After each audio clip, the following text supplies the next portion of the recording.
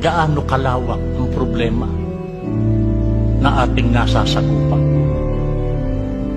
Dagat, hindi lang ilog, hindi lang batis na dumadagat. Dagat.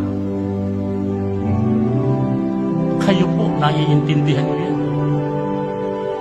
Makailang pagkakataon, ang pakiramdam natin, napalaot ka sa gitna ng karagatan, sa bigat at sa dami ng inyong iniintinding problema.